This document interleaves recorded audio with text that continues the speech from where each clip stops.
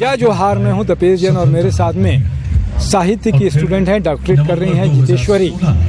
बहुत अच्छी बात है कि यूथ जो जिस तरीके से साहित्य के प्रति में लगाव उनको हो रहा है, मुझे बहुत अच्छी खुशी की बात हो रही है कि जितेश्वरी हिंदी साहित्य पर पीएचडी कर रही हैं। अभी वैसे तो पत्रकारिता पे मैं किताब लिख रहा हूँ और क्या सामान्य लोग हैं या पढ़े लिखे लोग हैं, यूथ क्या सोचते हैं पत्रकारिता के बारे में, उनसे आज चर्चा करते हैं। जितेश्वरी, आपका स्वागत है।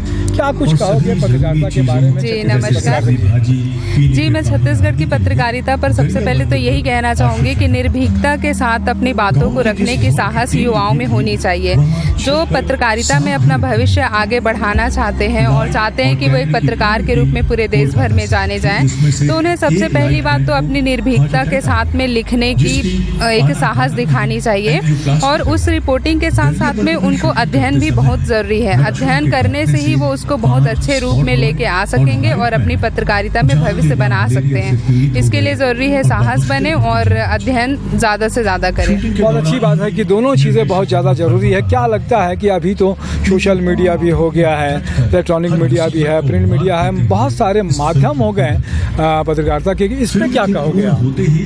सोशल मीडिया भी एक अच्छा माध्यम है अगर आप अपनी बातों को पूरे तथ्यों के साथ रख रहे हैं तो, क्योंकि अभी सोशल मीडिया में ऐसा हो रहा है कि बहुत सारे फेक न्यूज़ भी आती है। तो हमें ये देखना है कि हमें किस ओर जाना है।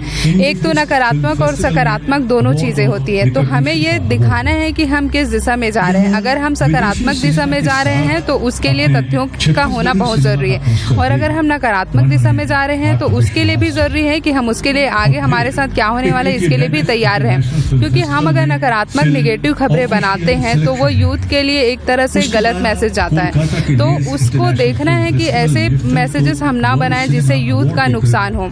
हमें यूथ के भविष्य को ख्याल रखते हुए एक सकारात्मक दिशा की ओर तथ्यों के साथ में सोशल मीडिया में काम करने की ज़रूरत है। आज बहुत लगता है कि अभी तो सोशल मीडिया में फॉरवर्ड करने की एक परंपरा आ गई है, आईटी एक्ट आ गया है, लेकिन फिर भी लोग बहुत ज़्यादा फॉरवर्ड करते हैं और इस पर रोक लगाने की तो ज़रूरत है।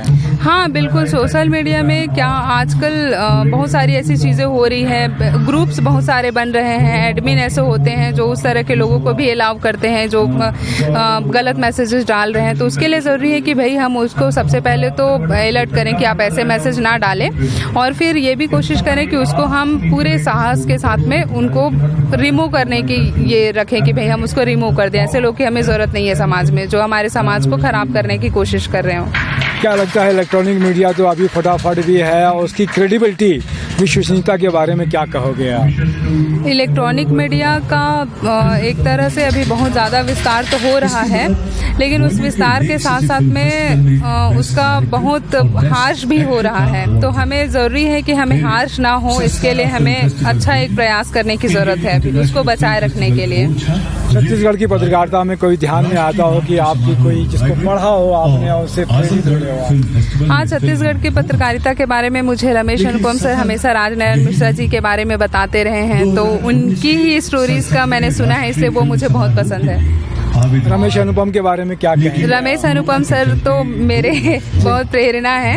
उन्होंने तो काफ़ी अच्छा काम किया है पत्रकारिता को लेकर भी। एक कृति हत्याकांड बहुत पहले हुआ था, उन्होंने बताया था, जिसमें किस तरह से उन्होंने एक साहस के साथ में काम किया था और उस लड़की के जितने भी लोगों ने हत्या की थी उसको सामने लेकर आए थे।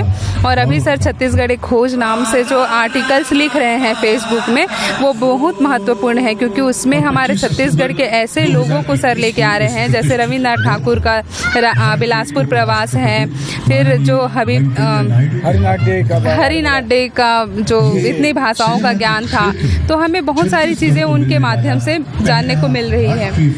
बहुत अच्छा लगता है। आपके मन की बात क्या है जितेश्वरी? क्या आपके मन में कुछ रहे कि यूथ कैसे बेहतर बन सकता है, समाज कैसे बेहतर बन सकता है? इसमें दोनों पत्रकारिता और साहित्य का बड़ा योगदान होता है, क्या कहोगे आप? हाँ, बस पत्रकारिता और साहित्य का तो बड़ा योगदान है ही, इसलिए इसलिए है क्योंकि हम अपने साहित्य के माध्यम से ही अपने पहले के समाज को और अपने वर्तमान समाज को जान और समझ पाते हैं। जब तक हम अपने इतिहास को पढ़ेंगे नहीं, साहित्य को जानेंगे नहीं, पत्रकारिता के बारे में नहीं जानेंगे कि क्या चल रहा है इस समय, तब तक हम एक अच्छे समाज का निर्माण नहीं कर सकते हैं। इसलिए ज़रूरी है कि हमें अपने समाज के लोगों से जुड़ने की ज़रूरत है, अपने इतिहास के पन्नों को टटोलने की ज़रूरत है और साहित्य में जो लिखा जा रहा है उससे भी रूबरू होने की ज़रूरत है। बहुत अच्छी बात है, आपने समय दिया इसके लिए धन्यवाद। मेरे साथ में नरेंद्र ठाकुर जी, उनका भी धन्यवाद। जय जोहार, जय छत्तीसगढ़।